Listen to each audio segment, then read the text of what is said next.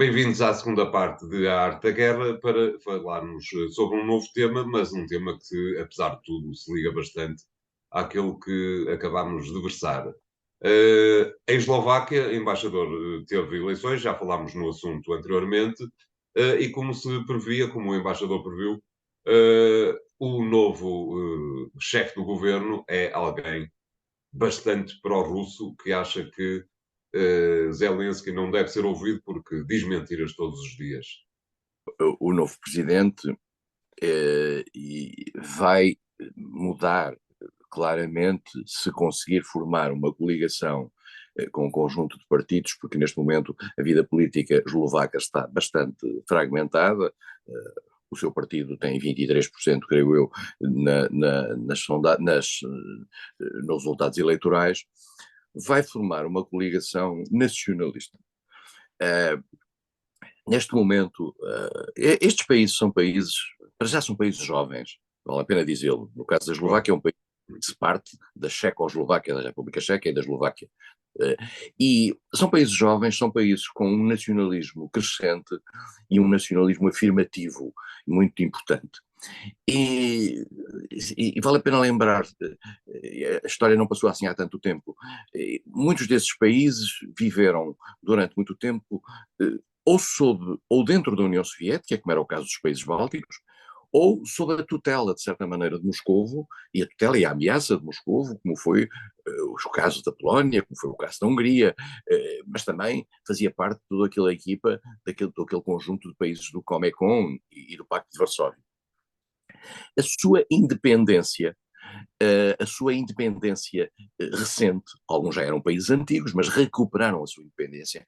Ao recuperarem essa sua independência, esses países tiveram logo no início uma certa relutância em partilhar soberania com a União Europeia, isto é, a soberania que eles tinham recuperado depois de dezenas de anos de tutela exterior, era um pouco contraditório com um certo nacionalismo afirmado recentemente e com uma nova cara, com uma nova bandeira, etc., irem de repente ficar sob a tutela da União Europeia, sob a tutela de um conjunto de países que no fundo raptava de certa maneira a sua soberania.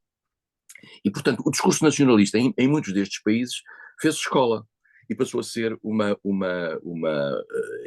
linha orientadora. E por outro lado, muitos destes países também usaram o discurso nacionalista para se distinguirem até dos seus pares e da própria geografia. E também convém dizer que há países, por exemplo, como a Hungria, que têm minorias noutros países, na Roménia, por exemplo, e que tudo isso acabou por que tem um efeito de uma tradição entre eles. Robert Fico apareceu agora, depois de ter sido primeiro-ministro em 2 ciclos, apareceu agora, digamos, a reagir contra aquilo que ele vê como uma espécie de deriva de apoio sistemático à posição ucraniana, que põe em causa, digamos, o próprio papel da Eslováquia naquele contexto, nomeadamente na questão dos cereais, em que há uma espécie de competição por parte dos agricultores ucranianos face aos agricultores eslovacos, como a Polónia também reagiu, como a Hungria também reagiu, porque aqui entram interesses fundamentais, entram interesses do dia a dia.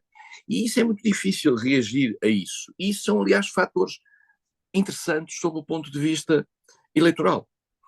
E depois, tendo em conta que os grandes partidos nesses países, que normalmente funcionavam entre 2 grandes partidos, um mais à esquerda, outro mais à direita, deixaram de representar determinados interesses minoritários, começaram a aparecer no mercado político formações políticas, formações partidárias, representando esses mesmos interesses, nichos de mercado em termos eleitorais. E isso deu origem, como deu origem agora na Eslováquia, a uma fragmentação da vida política e da atividade política, que faz com que o governo que vem aí é um governo de coligação, e é um governo de coligação e tem este aspecto interessante, é que precisamente para ser de coligação tem que acomodar alguns interesses de natureza minoritária.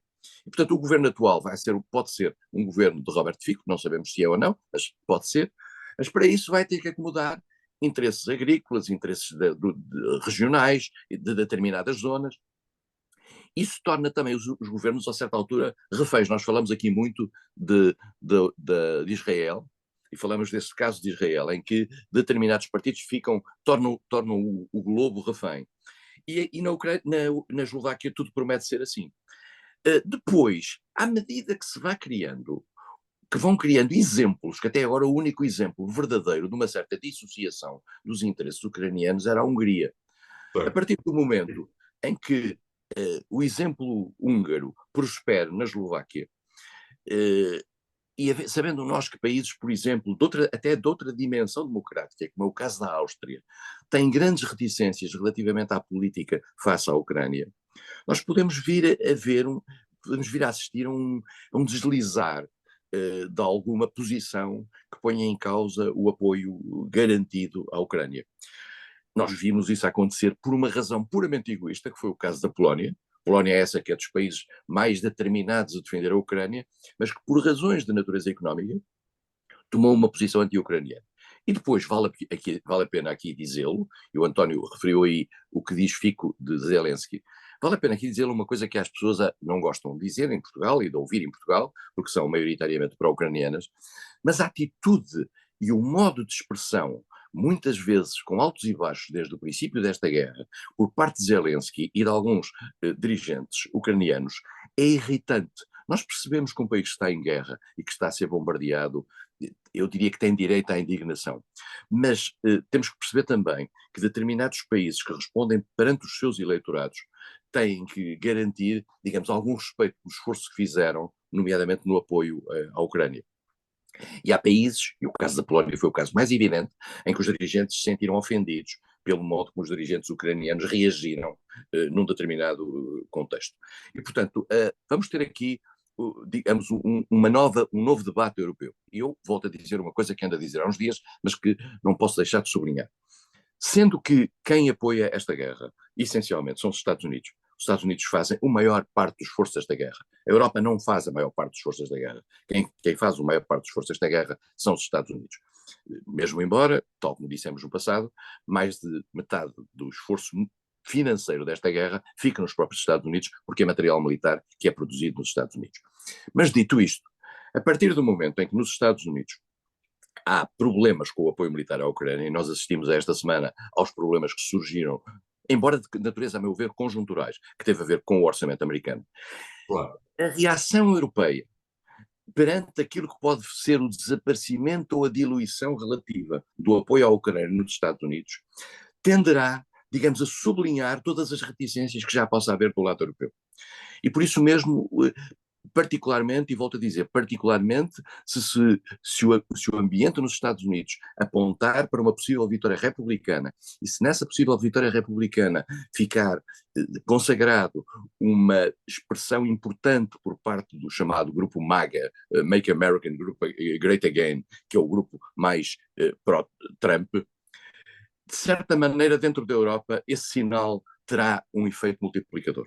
E, portanto, a Ucrânia tem que estar preocupada com isto. É com certeza um tema que continuaremos a acompanhar, como é evidente. Vamos fazer aqui o segundo intervalo do programa de hoje. Voltamos já de seguida. Até lá.